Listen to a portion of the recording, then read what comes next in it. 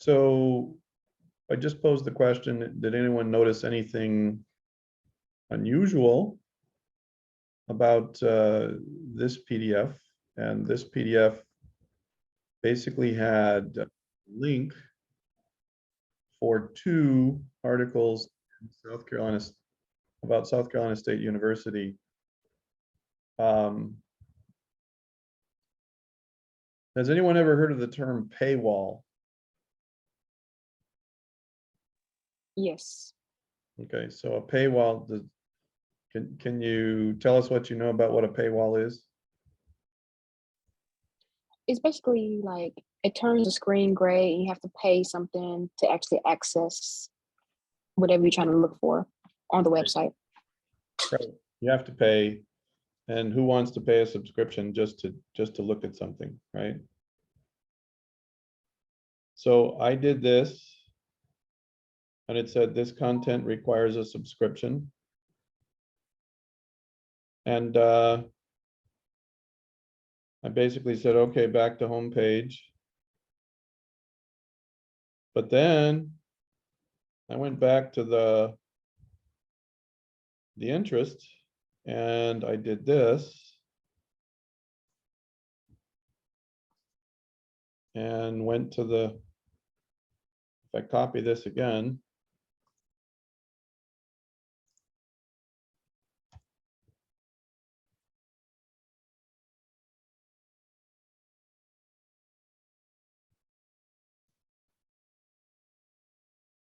I got access to the article, and it said, please log in or register for more free articles, right?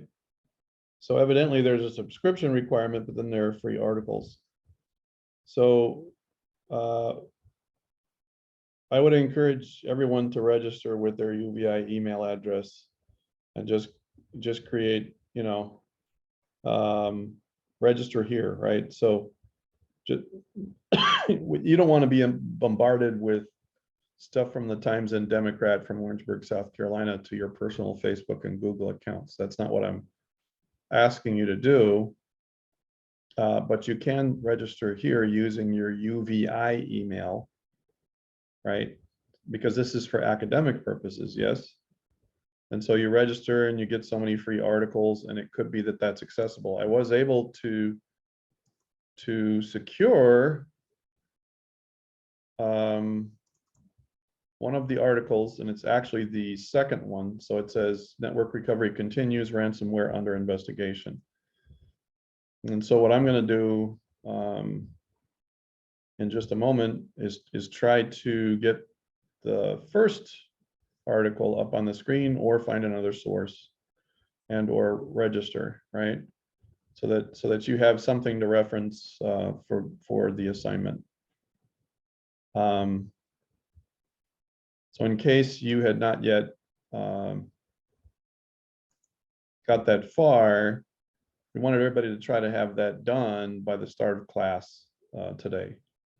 And that's something I ran into last night late, and I thought, okay, we're going to have to address that right off. I did also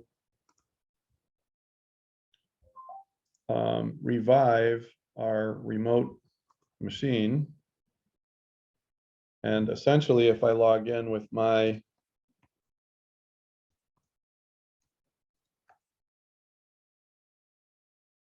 what you'll see here, has anyone used remote desktop for Gmail before?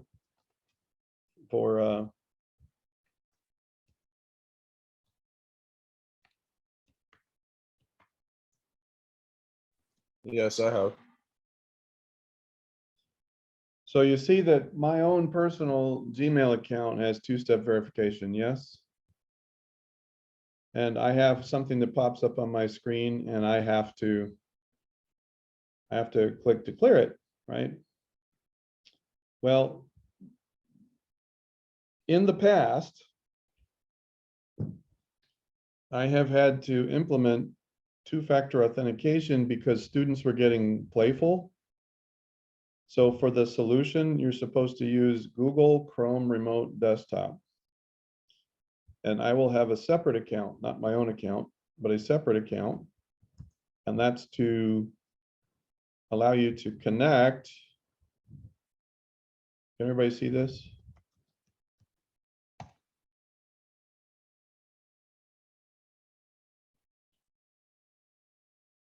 Everyone see the screen?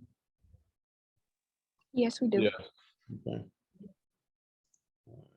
Well,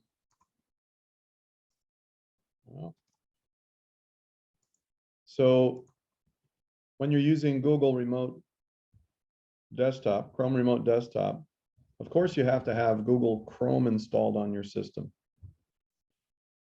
And instead of using my login, I'm going to have a special login that I want you to use, and we're going to share a password. And I'm going to ask everyone to resist the temptation to go into that Google profile and change the password or change the update options. But if someone attempts to do that, I will start to get little pop-ups on my smartphone. And that's going to get interesting because we're going to schedule times for everyone. Every one of you will have a 1 hour access, 1 hour window to access the remote system as if it were a physical system in the office. Everybody remembers what we were talking about last Friday? The remotes. So this is a remote system in my office. And if you were standing in front of it, you could grab the physical keyboard and get started. But what we're going to do is schedule times for each student to use that special account. And we're going to share that login credential. The assignment is going to provide you with the login credential for Sydney Corinth. Now, is that ethical?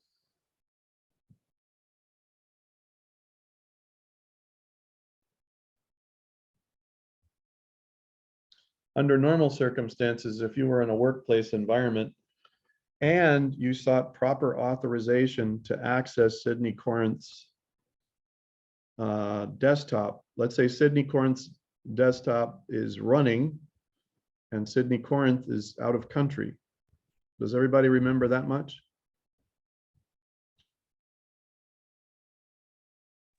Yes.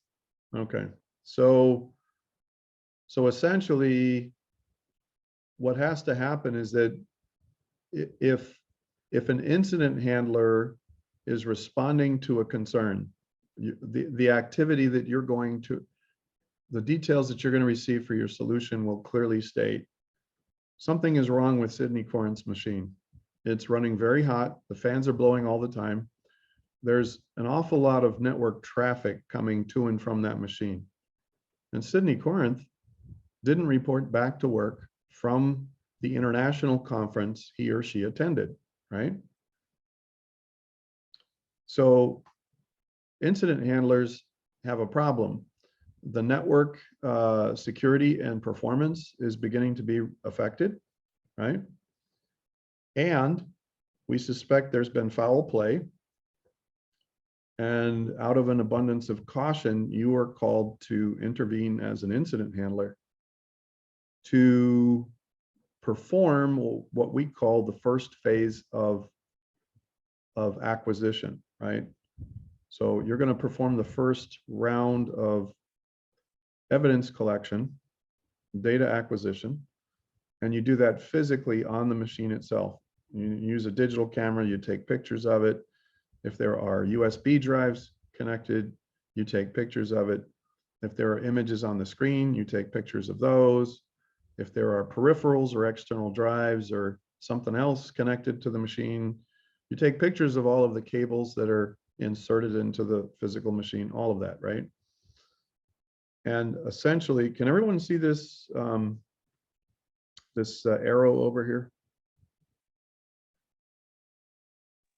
Yeah. Okay. So if you expand this banner here on the right-hand side, you can press Control-Alt-Delete. And by clicking this, it has the same effect as entering Control-Alt-Delete physically for the keyboard. Now, I'm demonstrating this on the host that's running this special machine. So it's going to look a little different. Essentially, you're going to log in with the special account. You'll see Sydney Corinth on the screen. You'll expand this menu and then you'll press Control Alt Delete. Now, what's happened in the meantime is that people understand, wait a minute, we have cause to believe that something bad is happening with Sydney Corinth or to Sydney Corinth. We don't really know. Sydney Corinth went to an international conference and instead of coming back, has gone off grid. Yet the machine in the office is going nuts, right? So typically speaking, there are one of two possibilities. I need each of you to tell me what you think what are the possibilities those circumstances reflect? There are two possible conditions under which Sydney Corinth's machine is doing something nefarious and nobody's in his or her office, right? So nobody's in Sydney Corinth's office. But everybody's wondering what happened to Sydney Corinth. And the machine is running to beat the band. CPU cycles are off the charts. The fans are blowing hard. The activity on the network and the disk is going bonkers, right?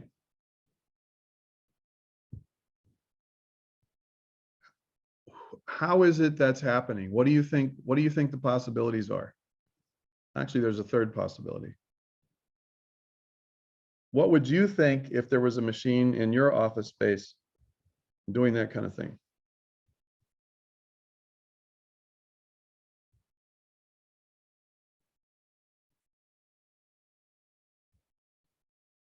Well, let me ask the question first. Do machines behave that way on their own? I mean, do machines spontaneously just start doing that kind of stuff? No. Not normally, right? So here's a hint. I'm using remote access techniques to get on my machine in the office, but I'm in my condo. I'm in a different place. I didn't come into the campus. So what's one of the possibilities that would explain the activity that's happening on Sydney Corinth's machine right now?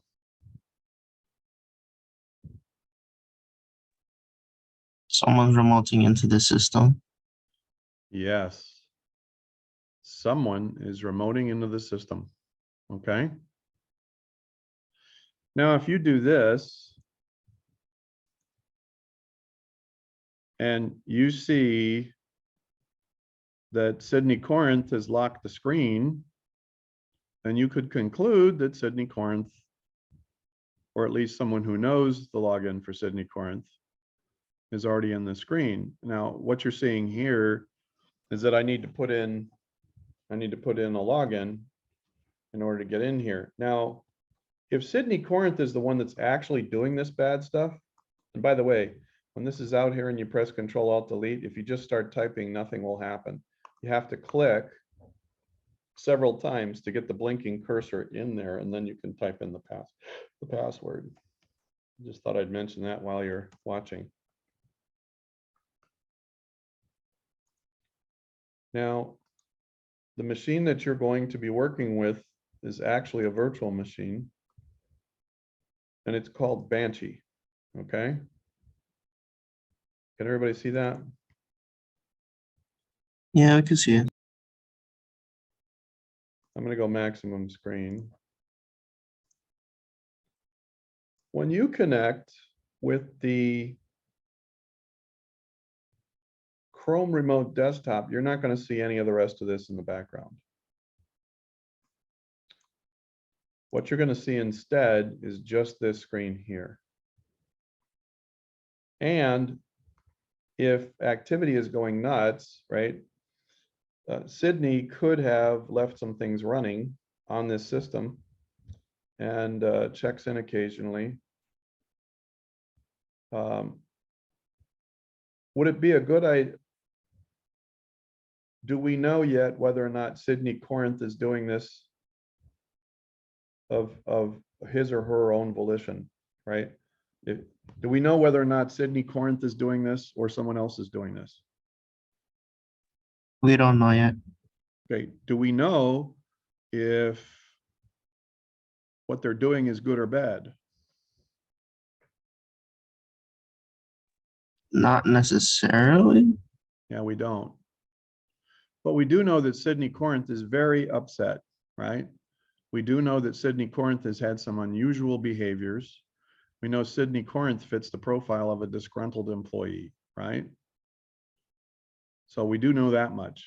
We do know that it could be Sydney Corinth, or it could be someone associated with Sydney Corinth, or it could be someone else altogether, right? Somebody that stole login credentials. Could be a hacker, right?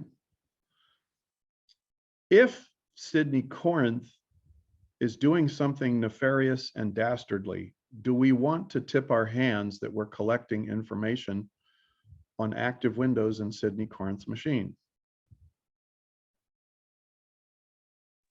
No. We don't.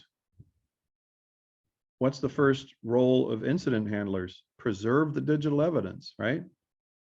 When you're working phase one of data collection, you're there physically in person. The last thing you want to do is tip off somebody who's doing something bad. What are they going to do if they find out you're in the mix and you're observing?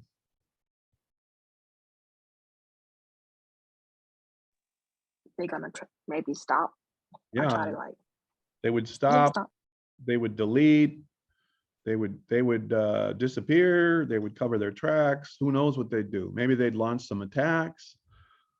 The last thing you want to do is tip people off. So what you need to do is come up with a protocol where you can get in this screen and you can capture evidence. You can get in this screen to capture evidence as if you were standing in front of a physical monitor. So you're going to coordinate after you get permission to collect data, to collect information about what's going on this machine. And you log that documentation that you've received permission.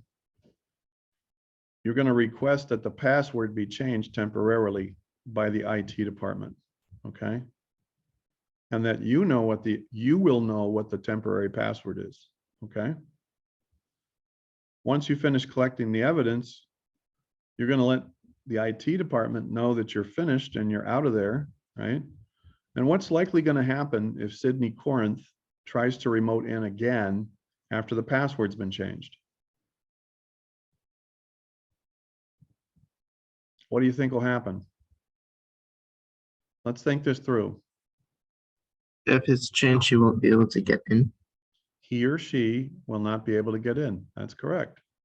So what is he or she going to do next? If they were working for a big company and their office machine was locked out and they couldn't get in there, what would their next step be?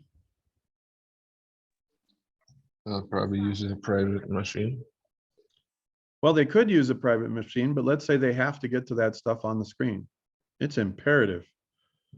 It's a matter of urgency. They got to get back on their system. What would any user do? Who would they call? Talk to IT. They would talk to IT. They would call the help desk, right? Now, here's where it gets tricky. Remember, each of you would need to request permission to what? Get into the Kool-Aid on that machine. You are invading a person's privacy. There is a process, a policy. There are formal policies and defined procedures about how and when you can go in. What's that phrase? Just because you can doesn't mean what? You should. You should, right? So now you have the leadership of AFIS. They're concerned. They know something is really badly wrong. Now you have symptoms on the machine that are off and whacked, right? And if Sydney Corinth is causing this, you don't want to tip off Sydney Corinth, right? So you temporarily change the password so you can get in there and collect information. You clear, we're going to pretend that this screen, by the time you get to this, we're going to pretend that Sydney Corinth is logged in and this screen is just locked, right? It's a live active login. Put another way, you're not signing in to log into the system. Sydney Corinth is already on there and has just locked the screen.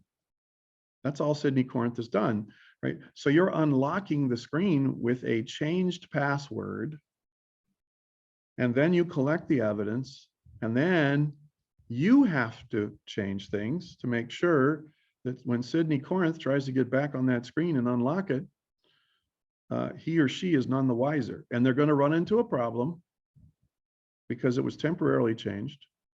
And then they're going to call the help desk and they're going to say, hey, is something going on? I can't get on my screen. And I was just able to do that this morning. It's really important. I'm working on some time sensitive stuff for the senior vice president. And there's a deadline. I have to get in there. It's really important, right? Well, Sydney Corinth is involved in, like, you're going to find out that Sydney Corinth has done other things. When you read the account of what's happened at APHES, the Association for Endangered Species, AFES, right? You're going to find out there's something really off, right? But Sydney is going to be alarmed and wants to get back on that screen, and you have to queue in the IT desk. So when you have a request like this, the IT department leadership, not the IT staff, the IT department leadership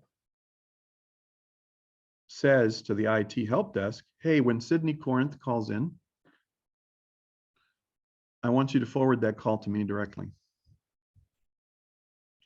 And the manager is going to take that call and say something like, hi, what's going on? Oh, I can't get into my machine. I think something's happened.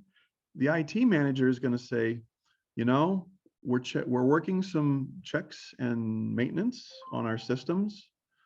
And there could have been some scrambled egg or changes. Let me take care of that for you, okay? Oh, and we have folks that are out to lunch. So give me 1 second. Let me set up a temporary password for you. And when you get in there, you can change your password again, right? Now, why would you not want the average IT staff to respond to that inbound call by Sydney Corinth? Who do you think was involved in approving the permission for you to get into the private Kool-Aid? Do you think it was an average help desk staff member? Higher up. It was a higher up. It was absolutely a higher up. When you get approval to get into somebody's private data, there's going to be sign off by the director of human resources, by the management team, probably the president, and the person in charge of the technology department, right? They're all going to sign off. That's a best practice. Now, you can have cases in some organizations where a single manager can authorize, you know, access to data, right? It all depends on the circumstances. But it's best that what? HR is read in. If HR, if human resources, if the personnel department is not yet read in on what's happening to Sydney Corinth, if they don't have a clue about what's going on with Sydney Corinth by now, that's a bad sign. That means you have an organization where people are not taking care of business. They're not performing their duties and responsibilities as defined.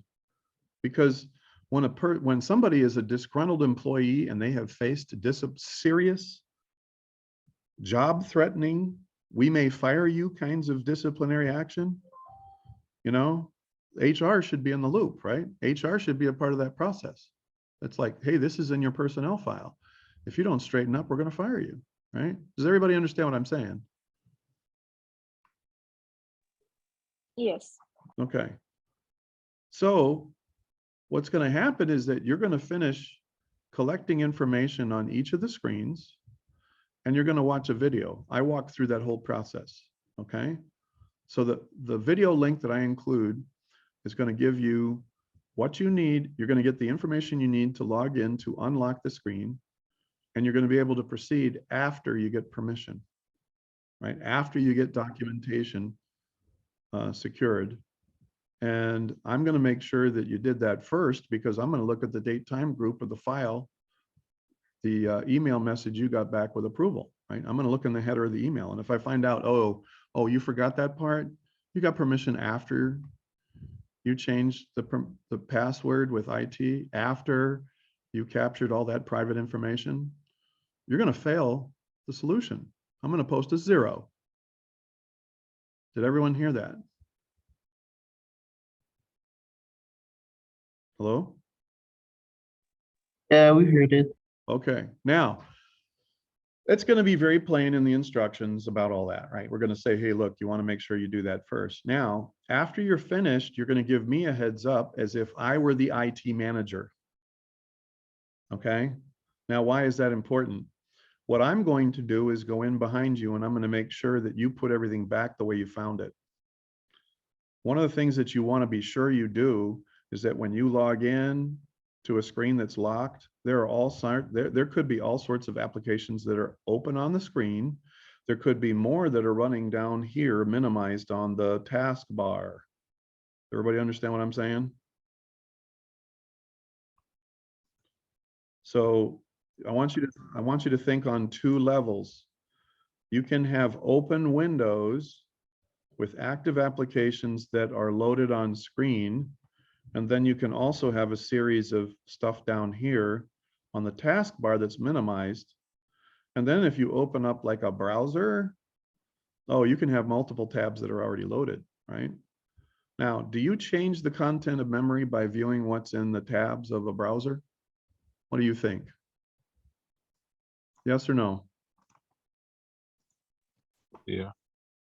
If I do this and I switch between here and there, am I changing the content of memory by simply viewing what's in that tab?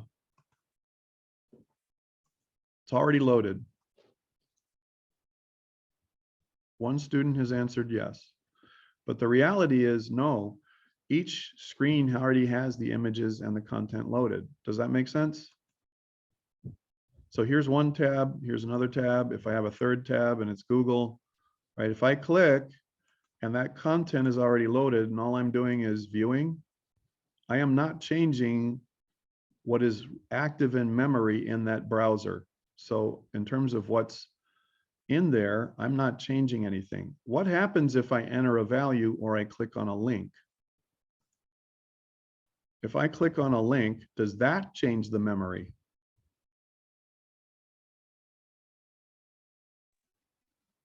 Yes. Yes, it does. And here's why.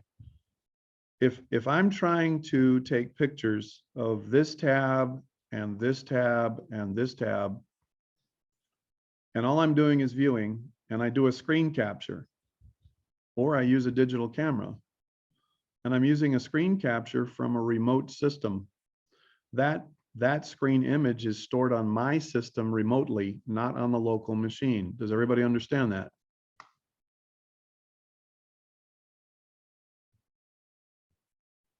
Yes. Now, if I do a screen capture on the local machine, that changes the content of memory. Because what it does is it captures a screenshot of the image on the local machine, and now it's stored in memory, and that's displaced something else if I'm short on memory. It's going to cause things to be stored in the page file on the hard drive. It's going to cause a shuffle in the RAM.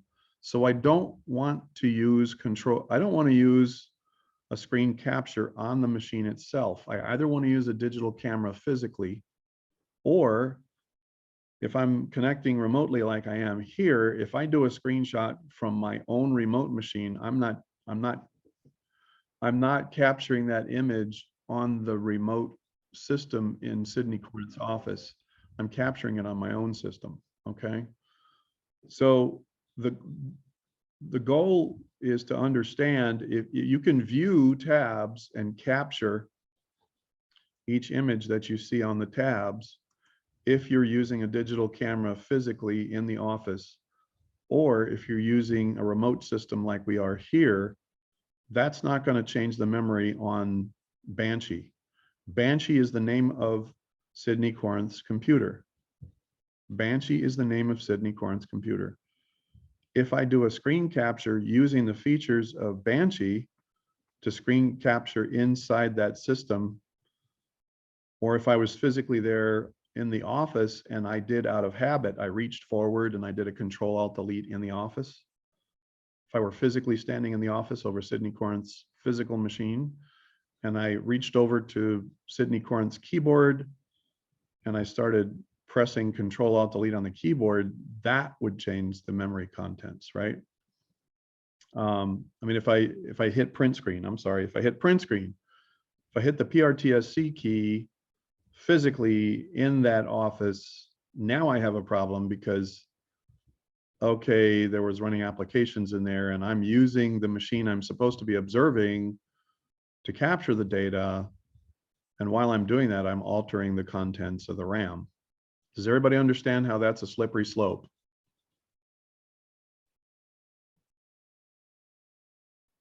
Kind of, sort of.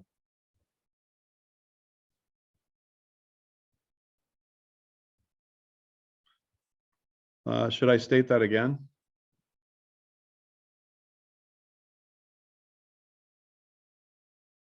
Hello, hello? Is anyone there? Did I lose everyone? Yeah, you can say it again, please. Okay. If I'm physically on Banshee in the office belonging to Sydney Corinth in person, in the flesh, and I hit the PRT screen, the PRTSC button to capture a print screen, that creates a snapshot of the screen of the display on the monitor, right?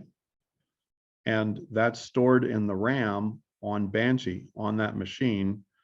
And that creates a problem because my observation and collection methods are altering or changing the content of what's going on this machine. So in order to be forensically sound, I either have to use a digital camera in person, physically in that office, or I take a picture using the digital camera, or in this case, because I'm connecting remotely, if I do this now and I hit print screen, and I'm going to do that right now, okay?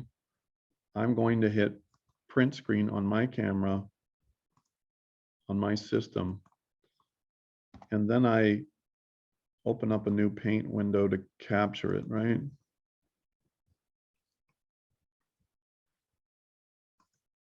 The image I just captured of this system called Banshee, that image was stored on my local machine here, not on Banshee itself.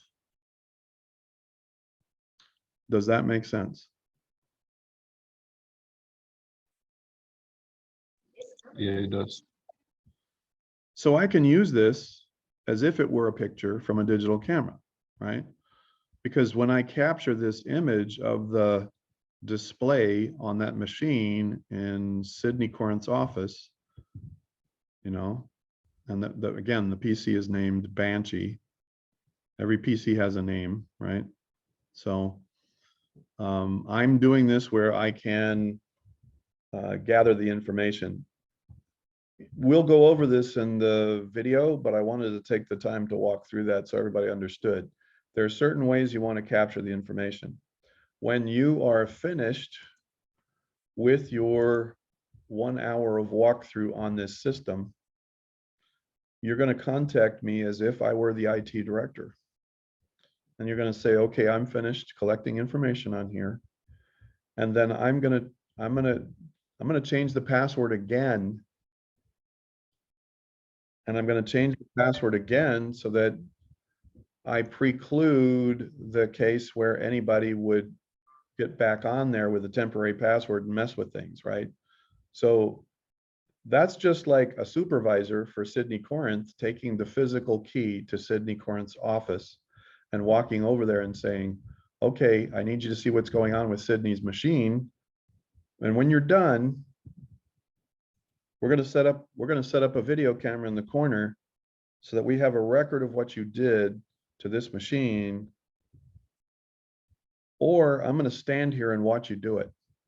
I'm going to have an eyewitness to watch what you're doing to collect data on Sydney Corinth's machine. Why would we go to the trouble? Now, if Sydney Corinth is a troublemaker, Why would we go to the trouble of having Sydney Corinth's supervisor stand with you in the room? Or why would we go to the trouble of setting up a video camera to record what you're doing physically on Sydney Corinth's machine while you're in there by yourself? To make sure you're not you're doing helping her. anything, anything important. Like, Yes, to make sure that if there's anything important that happens, you capture it. Couldn't Sydney Corinth's defense attorney say, ooh, it's that cybersecurity professional. I got such grief from them before. They don't like me. They're trying to get me in trouble. They were in my office. They're the ones that changed all this, right? They're the ones that did this, right? If you have a supervisor present and the office is physically locked and the only way you had access is to let somebody let you in there and they stood there while they did stuff, then in court, what could Sydney Corinth supervisor say about the claim that you mucked up the machine? It wasn't Sydney Corinth. I didn't do that. I didn't. See, what happened was this person doesn't like me. And there's all this politics. There's all this stupid office politics at AAFES. That's one reason why I don't like working here. And it wasn't me that did this on the machine. It's that crazy person that works in information security. The incident handler did it. They changed everything on that system. They plugged in the thumb drive. They infected my system with malware. They're the ones that loaded such and such, right? They'll make all this claim. And if you go in there and you're part of incident handling and you're collecting evidence, you want to make sure this is just like a crime scene. Does everybody understand? Has anyone ever seen CSI? The yes. TV show CSI, right? Okay, that's what we're dealing with here. What we want to do is simulate, again, from last week, we're going to simulate certain steps of this process intentionally so that it's a reflection of what happens in the real world. You're going to contact me and say, okay, my 1 hour time slot is over. I'm going to go in there and I'm going to look and see if anything has changed on Sydney Corinth's screen, because you were in there observing. And if you left this tab on the browser open instead of the other tab that was first showing, you in trouble. Because when Sydney comes back on the screen, Sydney's going to say, hey, I didn't leave my screen like this. What is this doing on my screen? I left this other tab open. Something isn't right. Have you ever had that feeling like somebody's been in your room, they've moved your stuff, that somebody messed with your stuff? Have you ever had that sense? Experienced that? Like, hey, I didn't leave my stuff in the bathroom like this, or my stuff in my bedroom like this, or my stuff in my car, my stuff in my car. Yeah. Yeah, it's a common human experience, isn't it? The point is, you're going to want to take screenshots of everything as you do it and as you observe, and then you're going to put it back the way it was when you found it. And that's part of the walkthrough with the video. Are there any questions about what we've shared today about how this solution is going to work when we post it here? Any questions? I have none. Say again? I don't have any questions. Okay. All right. Well, that's all we have for today. Please watch the link, watch the video.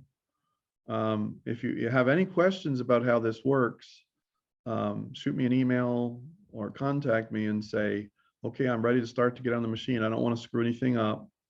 I'm pretending that I'm part of a technology team for a nonprofit organization, and I'm assisting the IT shop because something weird is happening with this machine. I have permission. See, here's my permission. If you want to walk through the steps to be sure of what you're doing with me, you can. If you want to wing it and you make any mistakes, you'll lose points or you'll post a 0 credit, but you'll be able to do it over again. I'll be able to tell you, okay, here's what you did wrong. The next student came in on this system and nothing was running. The student logged off instead of locking the screen. What do I mean by that? Can everybody see this?